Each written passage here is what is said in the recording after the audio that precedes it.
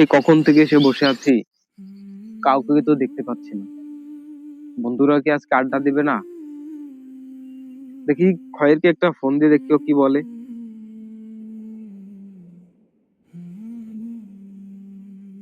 এই মামা, কি খবর? আমি তো কখন থেকে এসে বসে আছি বটতলা। তুই কি আসবি না আজকে? কি বলিস? তুই না আসলে এখানে আমি একা একা বসে থেকে কি করব? আচ্ছা ঠিক আছে, যত দূর সম্ভব কাজটা শেষ করে বটতলা চলে আমি এখানে আসি। খুব দ্রুত আসবি। খয়ের তো বললো যে আসবে না, তাহলে সালমানকে একটা ফোন দিয়ে দেখে ও কি বলে।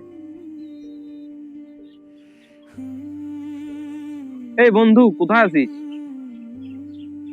আর আমি তো বটতলায় এসে বসে আছি কখন থেকে, কাউকে তো পাচ্ছি না।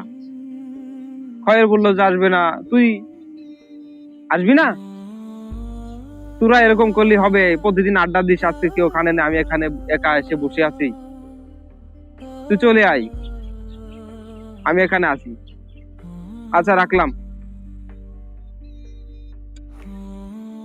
কি করি, কেউ তো আসতে যাচ্ছে না। ওরা তো বললো কেউ আসবে না, তাহলে আমি কি থাকবো না চলে যাব? আর কিছুক্ষণ অপেক্ষা করি, আসলে আসলো, না আসলে চলে যাব। আরে মামা, কতদিন পর দেখা। আয় বস বস বস। তাহলে তোর খবর খবর কি? ভালো আছি। কলেজ ঠিকঠাক চলছে তো? এই তো 15 চলছে। বাড়ির সবাই কেমন আছে? বাড়ির সবাই ভালো আছে মামা। তাহলে তো ভালোই চলছে দেখছি সবই তোমার। জি। মামা, তোমার তো টাকনো নিয়েছে কাপড়, তুমি নামাজ পড়ো না? না মামা, আমি তো নামাজ পড়িনি।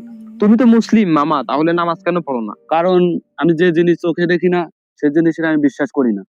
আর আল্লাহ আছে কিনা এটা তো আমি জানি না, এই কারণে আমি নামাজ পড়ি না। হুম, বুঝেছি। এইভাবে হবে না, অন্যভাবে দেখতে হবে। বন্ধু, তোমার পায়ের নিচে তো সাপ।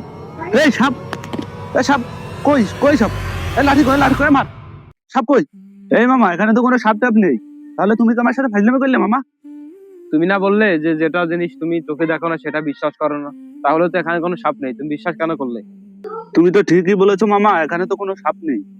বন্ধু, তুমি মুসলিম হয়ে বলেছো আমি আল্লাহকে দেখি নাই তাই বিশ্বাস করি না।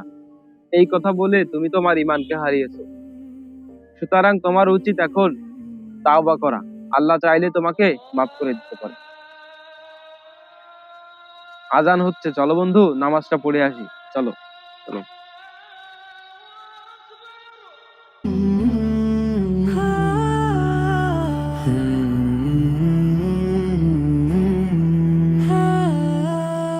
हो